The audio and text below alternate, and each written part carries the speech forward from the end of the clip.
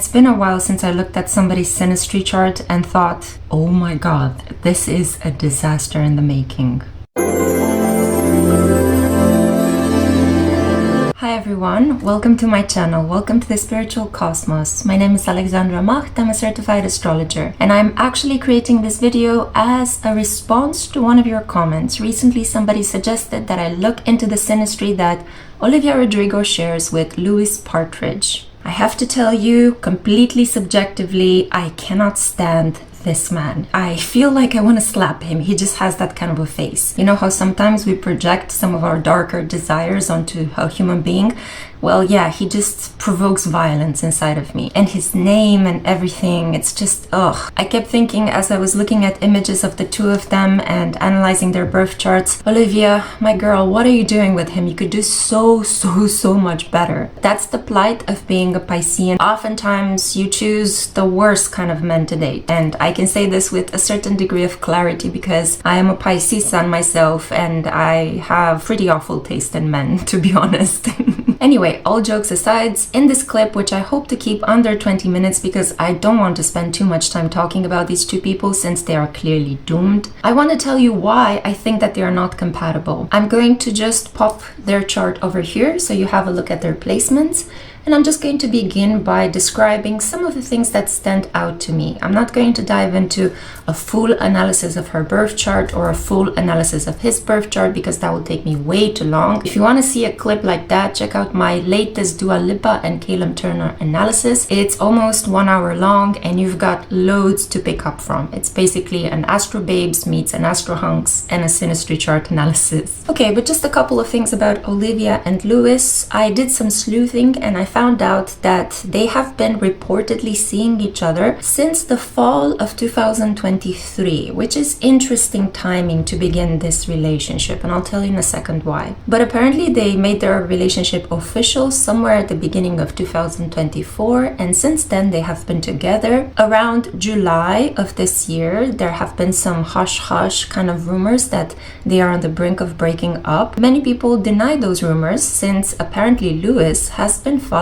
Olivia in her music tour. So it seems like they have been together since 2023, and it's interesting because in March of 2023, the planet Saturn, the planets of limit and karmic tests, entered the sign of Pisces, crossing over Olivia's sun. Whenever we have Saturn transiting over our sun, our vitality is depleted, we feel old, we tend to take on a lot of responsibilities, we feel the need to prove ourselves through our work, we feel the need to take on a long-term committed relationship and stick by our person, and I feel that this is the energy under which Olivia met Lewis. Now, the fascinating thing, and very similar to Dua Lipa and Caleb Turner, they met when she is having a very strong Saturn transit, while he, on the other hand, was having a really good Jupiter transit. When she met him, Jupiter was crossing over his Venus, so meeting her was a boon of luck. And then Jupiter crossed over his natal Sun in Gemini, loosely conjunct Saturn in Gemini, releasing him of karma and making him feel quite proud of himself. Now Jupiter, at the moment at which I'm filming this reading, is in Cancer, and it is crossing conjunct Lewis's moon. So he has been feeling incredibly happy throughout the entire duration of this relationship. Olivia, on the other hand, is under the energy of Saturn, and Saturn at the moment crossing over her sun is squaring her moon in Libra. Saturn is also making a really nice sextile to her ascendant in Capricorn, and thereby we see that meeting him was a good opportunity for her growth and for improving her chances and the way she's seen in society. But this relationship is kind of testing her on a number of different levels. It will be fascinating to see what will happen to the two of them once the North Node and Saturn in Pisces are going to complete their transit at the beginning of next year in 2026, and what will happen once Jupiter is going to cross from Cancer and into Leo. Fascinatingly enough, because both Olivia and Lewis were born in the same year, a couple of months apart. They were born in 2023 when I was in high school, guys. Yeah, I was in the 10th grade when these guys popped out of the womb. Jesus, the cold, harsh light of aging and reality. But because they are members of the same generation and, you know, they share the same year, they also share a lot of the outer water planetary placements. So they were both born with Jupiter in Leo, and they both have a Saturn in Gemini. The only difference is that their destiny points are diverse. So she has a south node in Sagittarius and a north node in Gemini conjunct Saturn, while he has a south node in Scorpio and a north node in Taurus. So their destinies are not necessarily following in the same path. They have divergent destiny points. Not only that, but she has Saturn and the north node conjunct his sun in Gemini, that is also conjunct Saturn, and he has his Uranus in Pisces conjunct her sun in Pisces. Because of that Saturnian vibe, he comes across as Capricornian, and I wonder if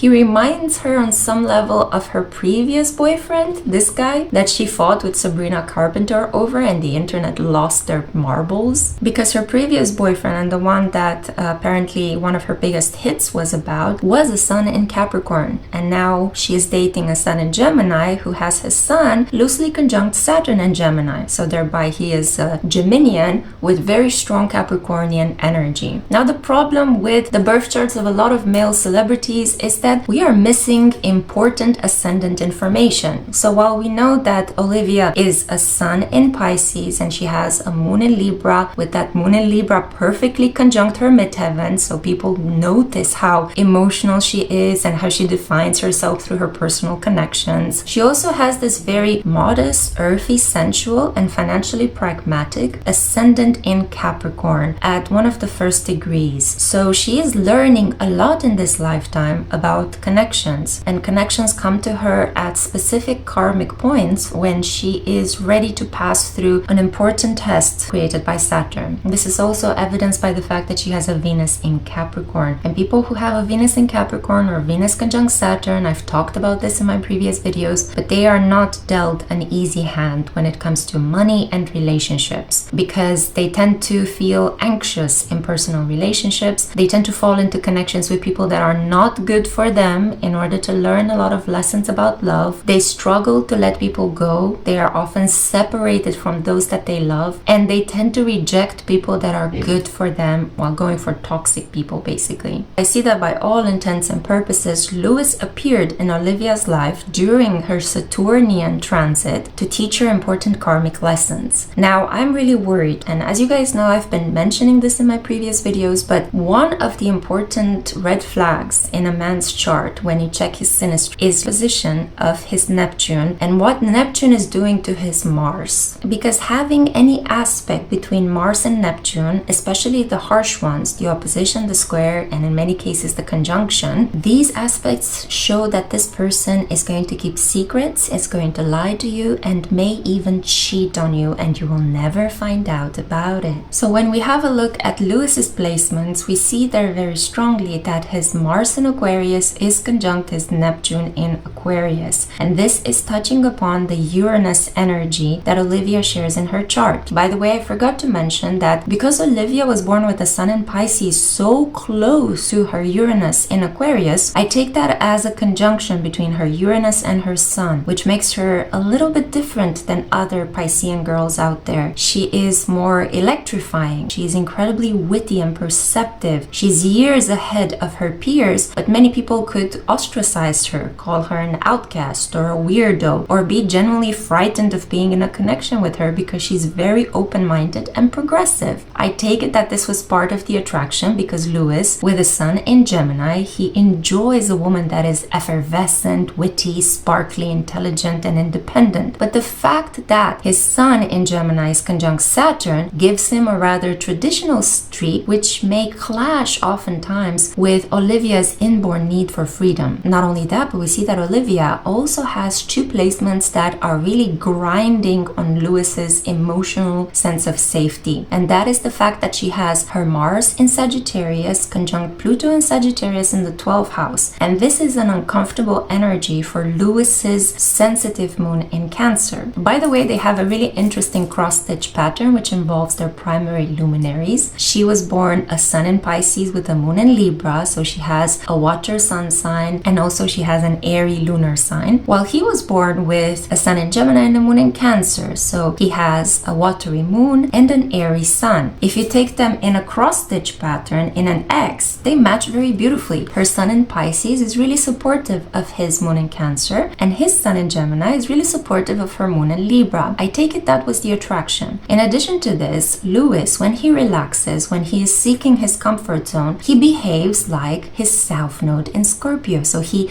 borrows traits from Scorpionic energy. He can be quite sexy and quite intense and intimate, and he creates instant trust with the people that he wants to keep in his life. But he can also be obsessive, he can also be jealous, manipulative, and he can use sex as a weapon to keep Olivia by his side long before the relationship has finished. With a North Node in Taurus conjunct Venus, Lilith, and his Mercury, Lewis is supposed to really work hard at being seen as a trustworthy man, at creating financial stability, at maintaining loyalty in his life. And at the moment, because he's so young and his South Node in Scorpio doesn't ripen before the age of 35, he keeps falling back into the Scorpionic energy, which can create a feeling of being codependent or intimately linked to a suffocating point to Olivia and to Olivia's success. Olivia is very driven to achieve a lot of her ambitious goals because she has that Sun conjunct Uranus, so her mind won't let her rest. She has to produce words, she has to create lyrics, she has to write songs, she has to have contact with the masses, with large groups of people. She has her Mars in Sagittarius conjunct Pluto and Sagittarius in one of the most creative and imaginative houses, the 12th house. But this is also the house of undoing and secrets. And with Mars conjunct Pluto, that's about seething rage that is never acknowledged. Her ascendant in Capricorn, in addition to all of those placements, is giving her the will to thrive and the will to overcome any challenges. And the problem here is that she really loves being in a relationship. Her moon in Libra guarantees that, and she's willing to put in a lot of time, effort, and to endure a lot with her sun in Pisces and ascendant in Capricorn in order to see the connection through. The problem is that if she attaches herself to a toxic man who cheats on her,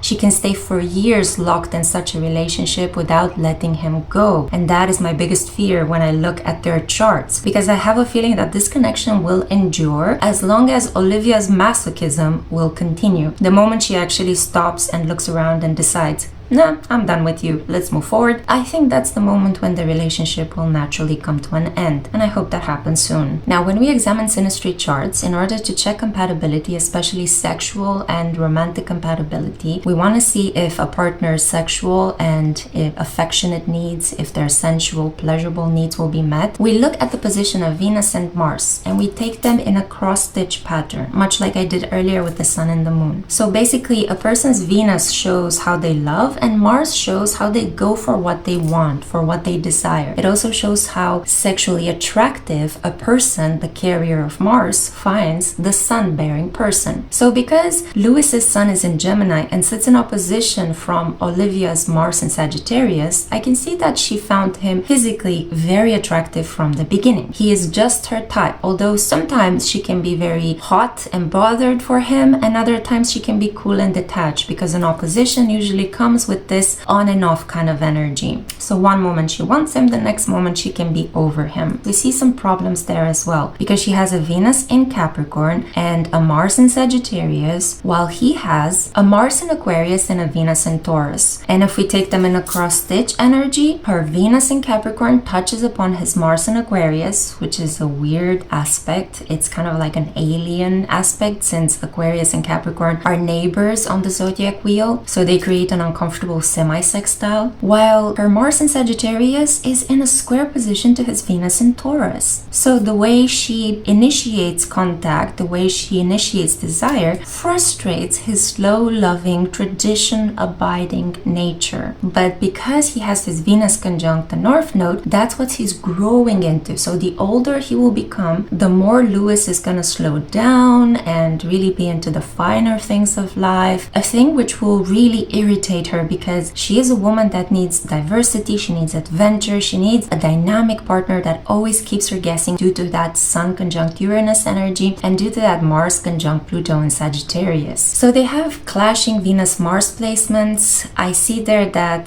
their sun signs are not compatible, their moon signs are not compatible unless you take them in a cross-stitch pattern. They struggle as well with their destinies. One of them needs to communicate a lot and is learning how to communicate. And in indeed, she is highly stimulated by his sun in Gemini because her North Node is conjunct his sun, which can lead to a form of obsessive attraction.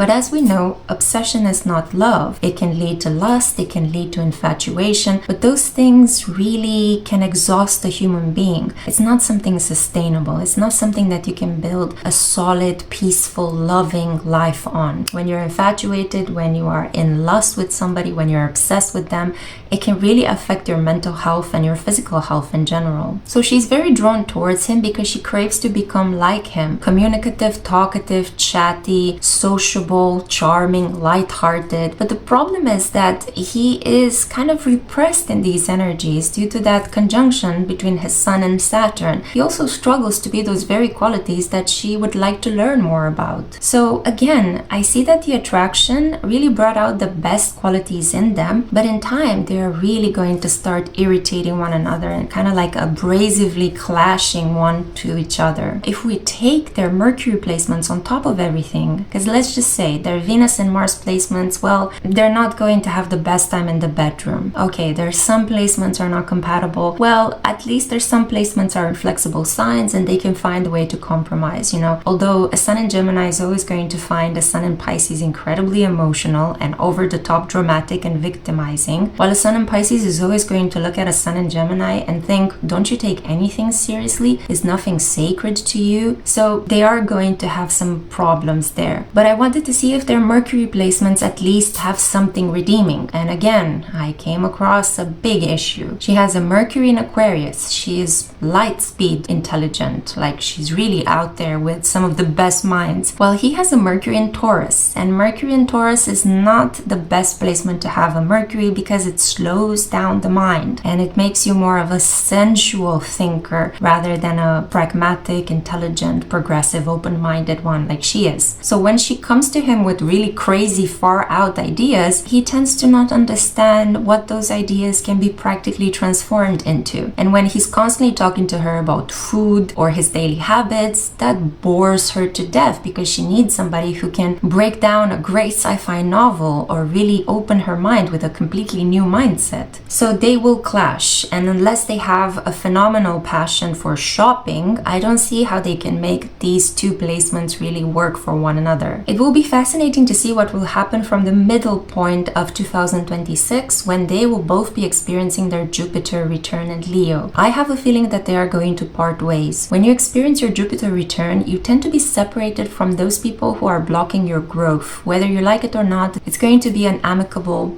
farewell. And I definitely see that this is coming in for them. By then, I feel like Olivia will have learned some of her important karmic lessons. By then, I think that Lewis's career will also start taking off with all these great Jupiter energies that he's been having crossing over his sun and his moon. But all in all, I have to tell you guys, I don't really see something fitting here in their charts. Let me know down in the comments if you see something redeeming, if you can catch something that I missed, because to be honest, I really would give this chart a -2 in terms of compatibility. I don't know what they're doing together. I don't know if maybe somebody from her team decided to connect them together so that she doesn't seem continuously bitter from what happened in that feud with Sabrina Carpenter and that curly-haired guy who's the sun in Capricorn, whose name I can't remember, because who are these people? Olivia can do so much better, and I hate to see that she's wasting her time with these guys.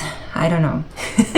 I come across as a bitter old spinster, but really, I really love Olivia. I love her music, I love her mind. She's got some phenomenal placements, and I think she's going to grow into being this astute businesswoman the older she grows. The problem is that with Venus in Capricorn, she's going to be challenged in her love connections, and I would see her doing well with somebody slightly older, more experienced, like a more experienced musician who's already established, or a famous actor who has years of experience and maybe an Oscar or a Golden Globe under his wing. Somebody who has this more come to daddy vibe, that would fit really well with her and with that Venus in Capricorn karma. But she keeps dating people that are born in the same year as her or like around the same generation, and it just doesn't fit. These are not relationships that are gonna help her with that Venus in Capricorn karma. Let me know your 2 cents down below. I've told you what I think about this energy. I'm really sorry if I disappointed you, viewer, who asked that I looked into their synastry, but I am telling you you exactly what I see, exactly what I believe from my experience and expertise as a certified astrologer. If you want to get in touch with me for a personal birth chart reading, a Synastry chart report, maybe you have better luck in your Synastry chart, maybe you chose people better than Olivia has. I can also help you with a love asteroid report. I look at the energy of 9 different asteroids and how they affect your Venus, thereby your love life. And I can also create an astrocartography report for you. If you want to travel the world but you don't know where you will flourish, I can help you with that. So feel free to get in touch with me. You have all the links that you need to contact me outside of YouTube over there in the description box and in the comment section. Thank you so much for listening. It's always a pleasure to have you guys here. Thank you for your subscriptions, your likes, and for listening.